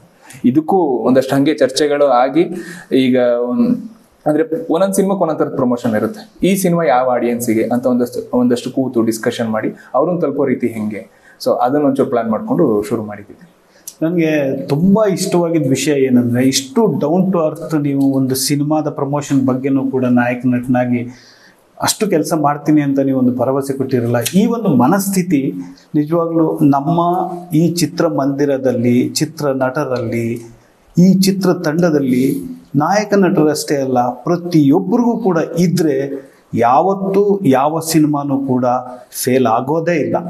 ನಾನು ಅದಕ್ಕೆ ಮಾತ್ರ ನಿಮಗೆ ತುಂಬಾ ಹ್ಯಾಟ್ಸ್ ಆಫ್ ಹೇಳ್ತೀನಿ. ಅದಕ್ಕೇನೆ ನಿಮಗೆ ಏನು ಭರವಸೆಯ ನಾಯಕ ಅನ್ನುವಂಥ ಒಂದು ಪಟ್ಟವನ್ನ, ಭರವಸೆ, ಸ್ಯಾಂಡಲ್ವುಡ್ನ ಭರವಸೆಯ ಭವಿಷ್ಯದ ನಾಯಕ ಅನ್ನೋ ಒಂದು ಲಿಸ್ಟ್ ಅಲ್ಲಿ ನೀವು ಇರೋದು, ನಾನು ಅಲ್ಲಿ ನೋಡಿರೋದಕ್ಕಿಂತ ಹೆಚ್ಚಾಗಿ ನಿಮ್ಮ ಮಾತು ಕೇಳಿದ್ಮೇಲೆ ಹೌದು ಅದಕ್ಕೆ ಇವರು ಯೋಗ್ಯರು ಅನ್ನೋ ಅಷ್ಟರ ಮಟ್ಟಿಗೆ ನನಗೆ ಸಮಾಧಾನ ಅಂತ ಆಯ್ತು. ಸರ್ ಇದ್ರಲ್ಲಿ ಏನ್ ಎಕ್ಸ್ಟ್ರಾ ಏನಿಲ್ಲ ಅಂದ್ರೆ, ಇದು ಅಂದ್ರೆ ನೀವು ಅಪ್ರಿಶಿಯೇಟ್ ಮಾಡೋದು ಅಲ್ಲ, ಇದು ನನ್ ಕೆಲಸ. ಇದು ಅಂದ್ರೆ ನಟನಾಗಿ ನಮ್ ಕೆಲ್ಸಗಳಿವು ಇವೇ ಮೈನು. ಅವೆಲ್ಲ ಒಂದಷ್ಟು ಇರ್ತವೆ, ಎಲ್ಲ ಕೆಲಸಗಳನ್ನ ನಾವು ಮಾಡ್ಲೇಬೇಕು. ಆದ್ರೆ ಆ ಮನಸ್ಥಿತಿ ತುಂಬಾ ಜನರಲ್ಲಿ ಇರಲ್ಲ, ಅದ್ ನಿಮ್ಗೆ ಇದೆ ಅಲ್ಲ, ಅದು ನನಗೆ ತುಂಬಾ ಖುಷಿ ಆಯ್ತು.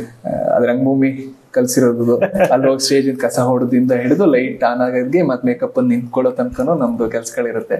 ಸೊ ಹಂಗಾಗಿ ಈಗ ಅದನ್ನ ನಾನು ಇನ್ನೂ ಹೆಚ್ಚು ಮಾಡೋದಕ್ಕೆ ಇಲ್ಲಿ ಪ್ರಯತ್ನ ಮಾಡ್ತಾ ಇದೀವಿ ಅಷ್ಟೇ.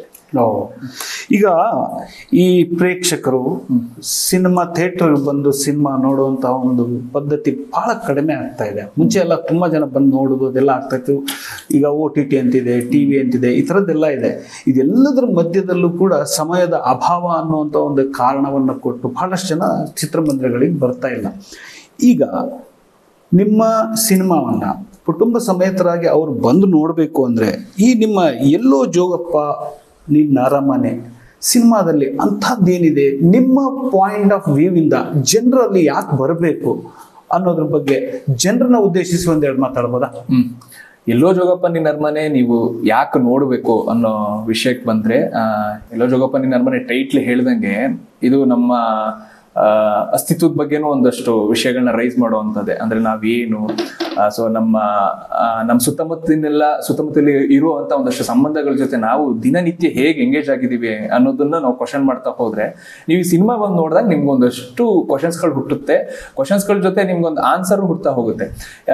ಯಾಕೆ ಆನ್ಸರ್ ಹುಟ್ಟುತ್ತೆ ಅಂದ್ರೆ, ನಾನೇ ಆಸ್ ಎ ಆಕ್ಟರ್ ಆಗಿ ನಂದು ಇಡೀ ಸಿನಿಮಾ ಎಲ್ಲರಿಗೂ ಅವ್ರ ಪ್ರಾಜೆಕ್ಟ್ಗಳ ಬಗ್ಗೆ ಹೆಮ್ಮೆನೇ ಇರುತ್ತೆ. ಅಂದ್ರೆ ನಾವು ಮಾಡಿರೋ ಸಿನಿಮಾ ಚೆನ್ನಾಗೇ ಇರುತ್ತೆ ಹಂಗೆ ಹಿಂಗೆ ಅಂತ. ಬಟ್ ನನಗೆ ಸಿನಿಮಾ ನೋಡಿದಾಗ ಫಸ್ಟ್ ನೆನಪಾಗಿದೆ ನನ್ನ ತಂದೆ ತಾಯಿ. ಅಂದ್ರೆ ತಂದೆ ತಾಯಿ ನೆನಪಾಗಿದೆ. ಏನಕ್ಕೆ ನೆನಪಾಗಿದ್ರು ಅಂದ್ರೆ, ನಾನು ಮಾಡೋ ಕೆಲಸಗಳು ಅವ್ರಿಗೆ ಖುಷಿ ಕೊಡುವಂಥದ್ದು ಒಂದೇನೋ ಮಾಡಿದೀನಿ ಕೆಲಸ ಅಂತ. ಬಟ್ ಆಸ್ ಎ ಆಡಿಯನ್ಸ್ ಆಗಿ ಬಂದ್ರು ಕೂಡ ಈ ಕ್ಲೈಮ್ಯಾಕ್ಸ್ ಒಂದು ಲಾಸ್ಟ್ ಒಂದು 15 ಮಿನಿಟ್ಸ್ ಇರೋವಂಥ ಈ ಕ್ಲೈಮ್ಯಾಕ್ಸ್ ಇದೆಯಲ್ಲ, ಈ ಕ್ಲೈಮ್ಯಾಕ್ಸ್ ಅಲ್ಲಿ ಎಂತ ಗಟ್ಟಿ ಮನ್ಸಿರೋರಾದ್ರೂ ಕೂಡ ಅಪ್ಪನ ಜವಾಬ್ದಾರಿ, ಅಪ್ಪನ ಒಂದು ನಮ್ ಸ್ಯಾಕ್ರಿಫೈಸ್ ಇದೆಯಲ್ಲ, ಮತ್ತೆ ಅಮ್ಮನೊಂದು ಇಡೀ ಬದುಕೆ ಮಕ್ಕಳು ಗಂಡ ಅನ್ನೋ ಒಂದು ಸ್ಯಾಕ್ರಿಫೈಸ್ ಅಲ್ಲಿ ಬದುಕ್ತಾ ಇರ್ತಾರಲ್ಲ, ನಾವು ಅದನ್ನ ಅಬ್ಸರ್ವ್ ಮಾಡಿರಲ್ಲ. ಮಕ್ಕಳಾಗಿ ನಾವು ತುಂಬಾ ಅಬ್ಸರ್ವ್ ಮಾಡಿರಲ್ಲ. ಅದು ನಮಗೆ ನೆನ್ಪು ಮಾಡ್ಕೊಳ್ಳೋಷ್ಟು ಈಗ ಓಡ್ತಿರೋ ನಮ್ಗೆ ಈ ಜನರೇಷನ್ ಅಲ್ಲಿ ಟೈಮು ಇಲ್ಲ. ನಮ್ಗೆ ಬೇರೆ ಬೇರೆ ವಿಷಯಗಳಿಗೆ ನಾವು ಎಂಗೇಜ್ ಆಗ್ಬಿಟ್ಟಿದೀವಿ. ಈ ಸಿನಿಮಾ ನಿಮ್ಗೆ ಒಂದ್ಸಲ ಅದನ್ನೆಲ್ಲ ರೀಕಾಲ್ ಮಾಡಿಸುತ್ತೆ. ಅದು ನಾನು ತುಂಬಾ ಕಾನ್ಫಿಡೆಂಟ್ ಆಗಿ ಹೇಳ್ತಾ ಇದ್ದೀನಿ. ಮತ್ತೆ ಇದು ಯಾವುದೋ ಒಂದು ಎಮೋಷನ್ಸ್ಗಳು ನಿಮಗೆ ಟ್ರಿಗರ್ ಮಾಡದೆ ಹೋಗೋದೇ ಇಲ್ಲ. ಇದರಲ್ಲಿ ಪ್ರತಿ ಎಮೋಷನ್ಸ್ಗಳು ನಾನು ಟ್ರಿಗರ್ ಮಾಡ್ತಾನೆ ಇರ್ತೀನಿ ಈ ಸಿನಿಮಾ ತುಂಬಾ. ಈಗ ಹೇಳ್ತಿದ್ರು ಫ್ಯಾಮಿಲಿ ಸಿನಿಮಾಗಳೇ ಇಲ್ಲ ಅಂತ.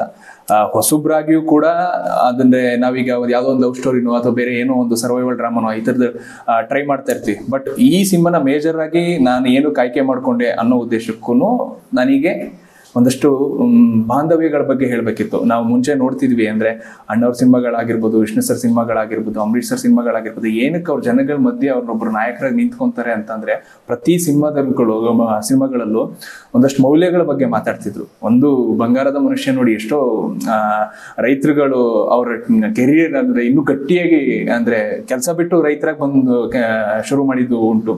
ಒಂದು ಒಡ ಹುಟ್ಟಿದವರಲ್ಲಿ ಎಷ್ಟೋ ಅಂದ್ರೆ ಡಿಸ್ಪ್ಯೂಟ್ಗಳಾಗಿದ್ದು ಮತ್ತೆ ಅವ್ರು ರೀಜಾಯ್ನ್ ಆಗಿ ಕೆಲಸ ಮಾಡಿದುಂಟು. ಇದು ಸಿನಿಮಾಗಿರೋ ತಾಕತ್ತು, ಇದು ಕಲೆಗಿರೋ ತಾಕತ್ತು. ಈ ಸಿನಿಮಾ ನೋಡಿದಾಗ ನಾನು ಈ ಸಿನಿಮಾನ ಅದಕ್ಕೆ ನಾನು ಅಂದ್ರೆ ಮೆನ್ಷನ್ ಮಾಡಿ ಹೇಳ್ತಿರೋದು, ಫ್ಯಾಮಿಲಿ ಈ ತರದ್ದು ಸುಮಾರು ವಿಷಯಗಳಿದೆ ಸಿನಿಮಾದಲ್ಲಿ. ನೀವು ಇದನ್ನ ಹೋಗಿ ಹೊರಗಡೆ ಹೋಗುವಾಗ ಡೆಫಿನೆಟ್ ಆಗಿ 2 ಹನಿ ಕಣ್ಣೀರಂತೂ ನಿಮಗೆ ಗೊತ್ತಿಲ್ದಂಗೆ ಬರುತ್ತೆ. ನೀವು ಪೇರೆಂಟ್ಸ್ ಜೊತೆ ಕರ್ಕೊಬಂದು ಸಿನಿಮಾ ನೋಡ್ತೀರಾ, ಅವ್ರಿಗೂ ಕೂಡ ಒಂದು ಅಂದ್ರೆ ಅವ್ರು ಏನೋ ನಿಮ್ಗೆ ಹೇಳಬೇಕಾಗಿರುತ್ತೆ, ಅದನ್ನ ಅವ್ರು ಹೇಳಕ್ಕಾಗಿರಲ್ಲ. ಈ ಸಿನಿಮಾ ಮೂಲಕ ಅವ್ರು ನಿಮ್ಗೆ ಹೇಳ್ತಾರೆ. ಅದು ನನಗೆ ಒಂದು ಗಟ್ಟಿಯಾಗಿ ಒಂದು ನಂಬಿಕೆ ಹುಟ್ಟಿರೋದು. ಡೆಫಿನೆಟ್ ಆಗಿ ನಾನು ಅನ್ಕೊಂತಿದ್ದು ಇಷ್ಟೇ, ನಾನು ಮಾಡೋ ಸಿನಿಮಾಗಳು ಎಲ್ಲರೂ ಕೂತ್ ನೋಡ್ಬೇಕು, ಯಾರಿಗೂ ಮುಜುಗರ ಆಗದೆ ತುಂಬ ಒಂದು ಸಿನಿಮಾ ನೋಡಿ ಹೊರಗಡೆ ಬರುವಾಗ ಅವ್ರಿಗೆ 2 ಅವರ್ ಒಂದು ಒಳ್ಳೆ ಫೀಲ್ ಅಲ್ಲಿ ಇದ್ವಪ್ಪ. ಅವ್ರು ಯಾರು ಅಂದ್ರೆ ದುಡ್ಡನ್ನ ನಾವು ವೇಸ್ಟ್ ಮಾಡೋ ಯಾರಿಗೂ ರೈಟ್ಸ್ ಇಲ್ಲ. ಆ 100 ರೂಪಾಯಿ 120 ರೂಪಾಯಿ ಕೊಟ್ಟಾಗ ಅವರೊಂದು ಸಾರ್ಥಕತೆಯಿಂದ ಹೊರಗಡೆ ಬರ್ಬೇಕು. ಅದಂತೂ ಡೆಫಿನೆಟ್ ಆಗುತ್ತೆ. ಅದ್ರ ಜೊತೆಗೆ ಇನ್ನು ಆಡ್ ಆನ್ ಮಾಡೋದಾದ್ರೆ, ನಾವೊಂದು ಜರ್ನಿ ಮಾಡೋದಕ್ಕೆ ಒಂದು ಪ್ಲಾನಿಂಗ್ ಇರುತ್ತೆ, ಒಂದಷ್ಟು ಕಾಸ್ಟ್ ಕಟ್ಟಿಂಗ್ ಎಲ್ಲ ಈ ತರ ಇರುತ್ತೆ. ನೀವು 100-120 ರೂಪಾಯಲ್ಲಿ ಒಂದು ಅರ್ಧ ಇಂಡಿಯಾ ಸುತ್ಬಿಡ್ತೀರಾ. ಸೊ ಅದ ಇಂಡಿಯಾ ಜೊತೆಗೆ ಒಂದಷ್ಟು ಅಲ್ಲಿರೋ ಕಲ್ಚರ್, ಅಲ್ಲಿರೋ ಜನಗಳನ್ನೆಲ್ಲ ನೋಡೋ ಅವಕಾಶ ಸಿಗುತ್ತೆ. ಸೊ ಹಂಗಾಗಿ ಎಲ್ಲೋ ಜೋಗಪ್ಪನ ನೀವೆಲ್ಲರೂ ಥಿಯೇಟರ್ಗೆ ಬಂದು ನೋಡಿದ್ರೆ ಆ ಎಕ್ಸ್ಪೀರಿಯನ್ಸ್ ಬೇರೆ. ಚಿಕ್ಕ ಸ್ಕ್ರೀನ್ ನೋಡೋದಕ್ಕೂ ನಿಮ್ ದೊಡ್ಡ ಸ್ಕ್ರೀನ್ ನೋಡೋದಕ್ಕೂ ಎಕ್ಸ್ಪೀರಿಯನ್ಸೇ ಬೇರೆ. ನಿಮ್ಮ ಅಪ್ಪ ಅಮ್ಮನಿಗೋಸ್ಕರ, ನಿಮ್ಮ ಸುತ್ತಮುತ್ತಲಿರೋ ಜನರಿಗೋಸ್ಕರ ನೀವು ಎಲ್ಲೋ ಜೋಗಪ್ಪ ನಿನ್ನ ಅರಮನೆಗೆ 2 ಅವರ್ ಟೈಮ್ ಕೊಟ್ಟು ಥಿಯೇಟರ್ ಬಂದು ನೋಡಿ. ಡೆಫಿನೆಟ್ ಆಗಿ ನಿಮ್ಗೆ ಹೊರಗಡೆ ಹೋಗುವಾಗ ಆ ಸ್ಯಾಟಿಸ್ಫ್ಯಾಕ್ಷನ್ ಖಂಡಿತ ಇರುತ್ತೆ. FMC ವತಿಯಿಂದ ಅದು ನಾನು ಕೂಡ ಹೇಳ್ತಿದ್ದೀನಿ, ನೀವೆಲ್ಲರೂ ಕೂಡ ಥಿಯೇಟರ್ಗೆ ಬಂದು ಸಿನಿಮಾನ ನೋಡಿ. ನಾವಂತೀವಿ ಇಲ್ಲ ಸ್ಟಾರ್ ಕಾಸ್ಟ್ ಇರಬೇಕು, ಅದಿರಬೇಕು, ಇದಿರಬೇಕು ಅಂತ. ಈ ಪ್ರೇಕ್ಷಕರು ನೀವೆಲ್ಲ ಈ ಸ್ಟಾರ್ಗಳನ್ನು ಹುಟ್ಟಿಸುವಂಥವರು. ಈ ಸಿನಿಮಾಗಳು ಒಳ್ಳೆ ಕಂಟೆಂಟ್ ಬೇಸ್ಡ್ ಸಿನಿಮಾ, ಒಂದು ಸರಿಯಾದಂತಹ ಒಂದು ವ್ಯವಸ್ಥೆಯಲ್ಲಿ ತಯಾರಾಗಿದ್ದು, ಕಷ್ಟಪಟ್ಟಿದ್ದು, ಅದನ್ನು ನಿಮಗೆ ಪ್ರೆಸೆಂಟ್ ಮಾಡ್ತಾ ಇರ್ತಕ್ಕಂಥವರು ಸ್ಟಾರ್ಗಳು. ಅವರು ಕಷ್ಟಪಟ್ಟಿದ್ದು ಕೂಡ ನೀವು ನೋಡಿ ಅವ್ರನ್ನ ಹರಿಸಿದ್ರೆ ನಾಳೆ ಈ ಥರ ಸ್ಟಾರ್ಗಳು ಹುಟ್ಕೊಳ್ಳೋದಕ್ಕೆ ಸಾಧ್ಯ ಆಗುತ್ತೆ. ಎಕ್ಸಿಸ್ಟಿಂಗ್ ಸ್ಟಾರ್ಸ್ ಓಕೆ, ಆದರೆ ನಮ್ಮ ಮುಂದಿನ ಪೀಳಿಗೆಯಲ್ಲಿ ಹೊಸ ಸ್ಟಾರ್ಗಳು ಬರಬೇಕಾದ್ರೆ ನೀವು ಈ ಥರದ ಕಂಟೆಂಟ್ ಓರಿಯೆಂಟೆಡ್ ಸಿನಿಮಾಗಳನ್ನು ನೀವೆಲ್ಲರೂ ನೋಡಬೇಕು. ದಯವಿಟ್ಟು ನೀವೆಲ್ಲರೂ ಈ ಎಲ್ಲೋ ಜೋಗಪ್ಪ ನಿನ್ನ ಅರಮನೆ ಫೆಬ್ರವರಿ 21ಕ್ಕೆ ಇದು ತೆರೆ ಕಾಣ್ತಾ ಇದೆ. ಥಿಯೇಟರ್ ಹೋಗಿ ಎಲ್ಲರೂ ಕೂಡ ನೋಡಿ ಅಂತ FMC ವತಿಯಿಂದ ಆದ ನಾನು ಕೂಡ ನಿಮ್ಮನ್ನ ಕೇಳ್ಕೊಳ್ತಾ ಇದ್ದೀನಿ ಅಲ್ವೇ. ನಿಮ್ಮ ಸಮಯವನ್ನು ನಮಗೆ ಕೊಟ್ಟು ಇವತ್ತು ಈ ಒಂದು ಕಾರ್ಯಕ್ರಮಕ್ಕೆ ಬಂದು ನಮ್ಮ ಜೊತೆಗಿದ್ದಕ್ಕೆ FMC ವತಿಯಿಂದ ತುಂಬಾ ಧನ್ಯವಾದಗಳು. ನಿಮಗೂ ಸರ್, FMC ಅದರದ್ದು ಮೋಟೋ ಇದೆಯಲ್ಲ, ನಂಗೆ ತುಂಬಾ ಖುಷಿ ಆಯ್ತು. ಅಂದ್ರೆ ನೀವುಗಳೆಲ್ಲ ಇದ್ರ ಬಗ್ಗೆ ಒಂದು ಕನ್ಸರ್ನ್ ಇಂದ ಕೆಲಸ ಮಾಡ್ತಿರೋದಕ್ಕೆ ಒಂದು ರಿಸಲ್ಟ್ ಅಂತೂ ಡೆಫಿನೆಟ್ ಆಗಿ ಸಿಗುತ್ತೆ. ಅಟ್ಲೀಸ್ಟ್ ಅದನ್ನೇ ನಾನು ಹೇಳಿದ್ವಿ, ವಿಚಾರ ಮಾಡೋರು ತುಂಬಾ ಜನ ಇದ್ದಾರೆ, ಆದ್ರೆ ಕೆಲಸ ಮಾಡೋರು ತುಂಬಾ ಕಮ್ಮಿ ಜನ ಇದ್ದಾರೆ. ಈಗ ನೋಡಿ, ನಮ್ಮಂತ ಹೊಸಬ್ರನ್ನ ನೀವು ಗುರುತಿಸಿ, ನನ್ನ ಬಗ್ಗೆ ನನಗೆ ಗೊತ್ತೇ ಇರಲಿಲ್ಲ ಇಷ್ಟೊಂದೆಲ್ಲ ನೀವು ಕಲೆಕ್ಟ್ ಮಾಡಿದೀರಾ ಅಂತ. ಸೊ ನೀವು ಅದನ್ನ ಕಲೆಕ್ಟ್ ಮಾಡಿ ಒಬ್ಬ ಕಲಾವಿದರನ್ನ ಅಂದ್ರೆ ನೀವು ಗೌರವಿಸ್ತಿರೋದು, ಸೊ ನಮ್ಗೆ ಅದು ತುಂಬಾ ಖುಷಿಯಾದಂತ ವಿಚಾರ. ಒಂದು ಸಿನಿಮಾನ ನೀವು ಅದು ನಿಮ್ಗೂ ಈ ಸಿನಿಮಾಗೂ ಸಂಬಂಧ ಇಲ್ಲ, ಬಟ್ ನಿಮಗೆ ಸಿನಿಮಾ ಮೇಲಿರೋ ಒಂದು ಆಸಕ್ತಿ, ಅದ್ರ ಮೇಲಿರೋ ನಿಮಗೆ ಪ್ರೀತಿ, ಅದನ್ನ ನೀವೆಲ್ಲರೂ ಕೂತ್ಕೊಂಡು ಇದನ್ನ ಹೆಂಗಾದ್ರೂ ತಲುಪಿಸ್ಬೇಕು ಅನ್ನೋ ಮನಸ್ಥಿತಿಲಿ ಇದ್ದೀರಲ್ಲ. ಸೊ ನಿಮ್ಗಳ ಬ್ಲೆಸ್ಸಿಂಗ್ಸ್ಗಳು ನಮಗೆ ನಮ್ಮ ಸಿನಿಮಾದ ಮೇಲೆ ಯಾವಾಗ್ಲೂ, ಈ ಕನ್ನಡ ಸಿನಿಮಾದ ಮೇಲೆ ಮತ್ತೆ ನಮ್ಮಂತ ಕಲಾವಿದರ ಮೇಲೆ ಯಾವಾಗ್ಲೂ ಇರ್ಲಿ. ಮೇಲಾಗಿ ಎಲ್ಲಕ್ಕಿಂತ ಪ್ರೇಕ್ಷಕ ಮಹಾಪ್ರಭುಗಳ ಬ್ಲೆಸ್ಸಿಂಗ್ಸ್ ಇದ್ರೆ ಸಾಕು, ಸಿನಿಮಾ ಯಶಸ್ವಿ ಆಗೋದು ಬಿಡುತ್ತೆ. ಅದೇ ಅವ್ರಗಳೇ ಹುಟ್ಟಾಕೋದು ಇವತ್ತಿನ ಎಲ್ಲ ಸ್ಟಾರ್ಗಳನ್ನ. ಸೊ ಅವ್ರಗಳನ್ನ ನಮ್ಮನ್ನ ಪ್ರೀತಿಯಿಂದ ಸ್ವೀಕರಿಸಬೇಕು. ದಯವಿಟ್ಟು ಎಲ್ಲರೂ ಫೆಬ್ರವರಿ 21ಕ್ಕೆ ಎಲ್ಲೋ ಜೋಗಪ್ಪ ನಿನ್ನ ಅರಮನೆ ಥಿಯೇಟರ್ ಬರ್ತಾ ಇದೆ. ಇಡೀ ಕುಟುಂಬ ಸಮೇತ ಬಂದು ಸಿನಿಮಾ ನೋಡಿ, ನಿಮಗೆ ಡೆಫಿನೆಟ್ ಆಗಿ ಸಿನಿಮಾ ಇಷ್ಟ ಆಗುತ್ತೆ. ನಮಸ್ಕಾರ.